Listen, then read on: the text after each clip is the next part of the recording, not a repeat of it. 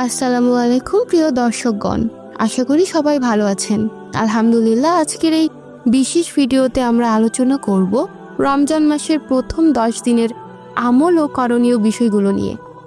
এই বিশেষ সময়ে কি কি আমল করা উচিত এবং আমাদের চলাফেরা কেমন হওয়া উচিত তা বিস্তারিতভাবে জানব। তাহলে চলুন শুরু করা যাক। রমজান মাস আল্লাহ তাআলার এক মহিমান্বিত উপহার, যেটি আমাদের জন্য রহমত, মাগফিরাত এবং নাজাতের মাস। এই মাসে আল্লাহ তাআলা পবিত্র কোরআন নাজিল করেছেন, যা মানুষের জন্য হেদায়েত এবং সত্যের পার্থক্যকারী। রমজান মাসে আল্লাহ তাআলা আমাদের জন্য এক বিশেষ সুযোগ দিয়েছেন, যাতে আমরা তার অনুগ্রহ লাভ করতে পারি।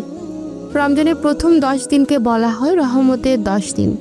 এই 10 দিনের জন্য বিশেষ কিছু আমল ও দোয়া রয়েছে।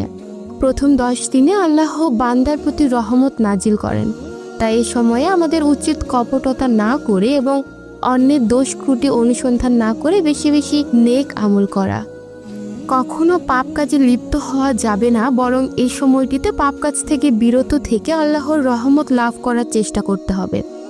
রমজানের রহমতের 10 দিনে রোজাদারের করণীয়গুলো হলো: দিনের বেলা একনিষ্ঠতার সঙ্গে রোজা পালন করা, জামাতে নামাজ আদায় করা, রাতে তারাবি ও তাহাজ্জুদ নামাজ পড়া, কুরআন তেলাওয়াত করা, ফিতরা ও যাকাত দেওয়া, আল্লাহর জিকির করা এবং তাকওয়া অর্জনের চেষ্টা করা। এই সময়ে বিশেষত আল্লাহর রহমত লাভের জন্য বেশি বেশি দোয়া করা উচিত। আল্লাহর কাছে রহমত কামনা করে আমরা এই দোয়াগুলি পাঠ করতে পারি: হে আমার রব, আমাকে ক্ষমা করো, আমাকে দয়া করো, তুমি তো সর্বশ্রেষ্ঠ দয়ালু। সূরা মুমিনুন আয়াত 118।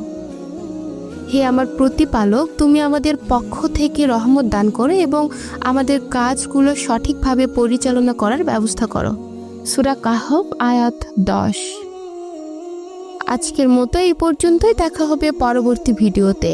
এমন নতুন নতুন আরও ভিডিও পেতে আমাদের সাথে থাকুন। ধন্যবাদ।